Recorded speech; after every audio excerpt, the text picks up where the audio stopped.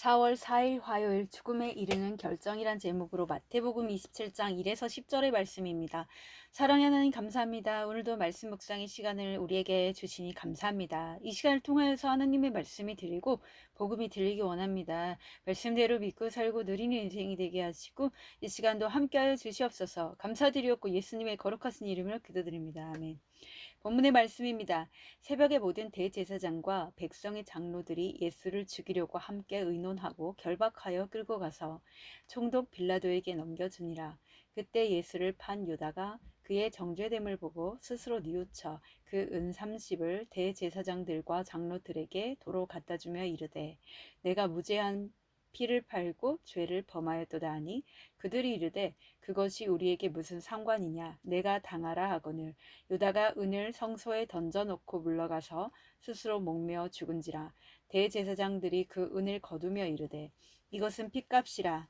성전고도에 넣어둠이 옳지 않다 하고 의논한 후 이것으로 토기장의 밭을 사서 나그네의 묘지를 삼았으니 그러므로 오늘날까지 그 밭을 피밭이라 일컫느니라. 이에 선지자 예레미야를 통하여 하신 말씀이 이루어졌나니 일러스되 그들이 그 가격 매겨진 자 곧 이스라엘 자손 중에서 가격 매긴 자의 가격 곧 은 30을 가지고 토기장이요 밭값으로 주었으니 이는 주께서 내게 명하신 바와 같으니라 하였더라. 아멘. 도움말입니다. 정죄됨은 유죄 판결을 받음을 말하고 성전고는 성전의 금고, 헌금괴를 말합니다. 토기장이는 토기를 만드는 일을 직업으로 하는 사람을 말합니다. 본문 요약입니다. 종교 지도자들이 예수님을 죽이려고 함께 의논하고 결박하여 총독 빌라도에게 넘겨줍니다.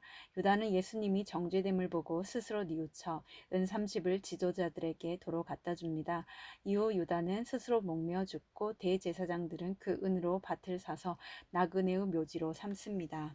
오늘의 중보기도입니다. 성도들이 직장에서 넘어져도 자책하지 않고 회개하고 적용함으로 모두를 살리게 하옵소서. 아멘. 본문의 설입니다. 첫 번째, 예수를 죽이려는 의논 1에서 2절의 내용입니다. 새벽에 종교 지도자들이 예수님을 죽이려고 함께 의논합니다. 당시 사형을 집행할 수 있는 권한은 로마 총독 빌라도에게 있었기에 그들은 예수님을 로마의 위협이 되는 중재인으로 만들어 빌라도에게 넘깁니다. 예수님은 우리의 구원을 위해 비천한 갈릴리 나사렛 목수의 모습으로 오셨습니다. 힘든 사건이 생겼다고 가족이나 지체를 끊어 버리려고 하는 것은 예수를 죽이는 의논입니다. 무시받는 내 가족을 껴안고 힘든 사건을 말씀으로 통과하는 것이 예수를 살리는 의논입니다. 적용 질문입니다. 문제를 일으키는 가족이나 지체가 있습니까? 그 사람을 끊어버리려는 의논을 합니까? 말씀으로 사건을 통과하며 그 사람을 품고 가려는 의논을 합니까? 두 번째, 회개로 나아가지 않는 자책 3에서 4A절입니다. 공회가 예수님을 사형에 해당한다고 판결하는 것을 보고 유다는 스스로 뉘우칩니다. 그는 자책감으로 예수님을 판 돈, 은 30을 대제사장들과 장로들에게 도로 갖다 주면서 자신이 죄를 범했다고 말합니다. 하지만 유다는 돈으로 문제를 해결하려 했고 죄의 고백도 엉뚱한 대상에게 두리뭉실하게 했습니다. 그는 자신이 예수님보다 돈을 더 좋아했다고 주님이나 제자들에게 구체적으로 회개해야 했습니다. 구체적으로 죄를 회개하지 않으면 후회와 자책으로 끝나고 사죄의 은총도 누리지 못합니다. 적용 질문입니다. 나의 잘못을 돈으로 해결하려고 하지는 않습니까? 후회와 자책으로 끝나지 않고 회개로 나아가고자 내 죄를 어떻게 구체적으로 고백하겠습니까? 세 번째, 생명에 무관심한 지도자들. 유다가 후회와 자책으로 종교 지도자들을 찾아갔지만 그들은 그의 고통에 무관심합니다. 그러자 유다는 스스로 목매어 죽습니다. 자기 잘못으로 괴로워하여 찾아온 사람을 내버려 두면 이처럼 죽이는 결정을 하게 됩니다. 상대의 문제를 내가 해결할 순 없지만 함께 기뻐하고 아파하며 끝까지 들어줄 때 한 생명을 살릴 수 있습니다. 유다도 종교 지도자들의 차가운 태도 앞에서 자기 죄를 인정하고 회개했다면 오히려 많은 죄인을 살리는 사명을 감당할 수 있었을 것입니다. 고난에서 벗어나는 길은 자살이 아닌 회개입니다. 적용 질문입니다.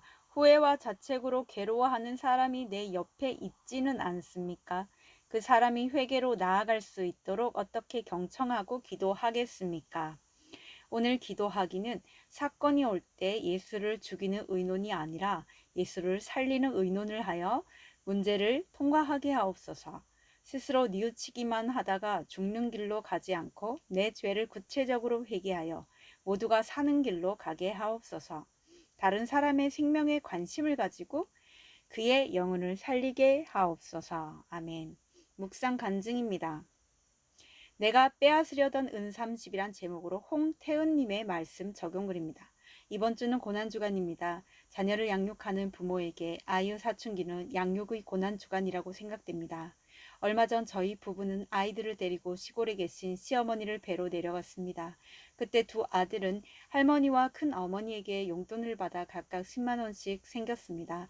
집으로 돌아와서 저는 아이들에게 큰돈이니까 엄마한테 맡기거나 집에 두고 다녀 라고 말했습니다. 그런데 두 아이 모두 기분 나빠하며 제게 크게 대들었고 이에 화가 난 저는 작은 아들을 때리고 말았습니다. 아이들은 생각해서 한 말인데도 제게 대드는 분이 가라앉지를 않았습니다. 다음날 교회에서 양육을 받다가 그 일을 나누었더니 양육자님이 그건 훈육이 아니라 아이의 돈을 빼앗는 거죠 라고 말씀하셨습니다. 그러자 어릴 적 돈만 생기면 금방 다 써버리던 제 모습이 떠올랐고 아이들이 나랑 똑같이 행동할까봐 두려워서 그랬구나 깨닫게 되었습니다. 예수를 판 유다가 스스로 뉘우쳐 은30을 대제사장들과 장로들에게 도로 갖다 주자 그들은 그것이 우리에게 무슨 상관이냐 내가 당하라고 하며 유다의 마음을 헤아리지 못합니다. 이렇게 저도 자녀의 마음을 헤아리지 못하고 모든 잘못은 아이들에게만 있다고 생각한 것입니다.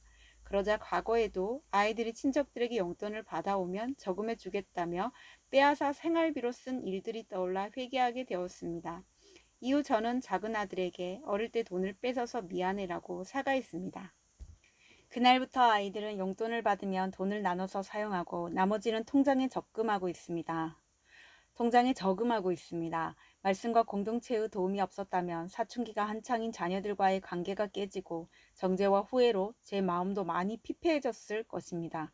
사람은 누구나 죄인이고 그로 인한 완벽한 부모가 될 수 없는데 이런 일로 제 잘못을 인정하고 사과하는 부모가 되게 하시니 감사합니다. 이분의 적용하기는 훈육을 핑계로 돈을 빼앗지 않고 자녀가 잘못했을 때 아이들의 마음을 먼저 헤아리겠습니다. 두 아들에게 11조와 주일 헌금 드리는 것을 가르치겠습니다. 입니다.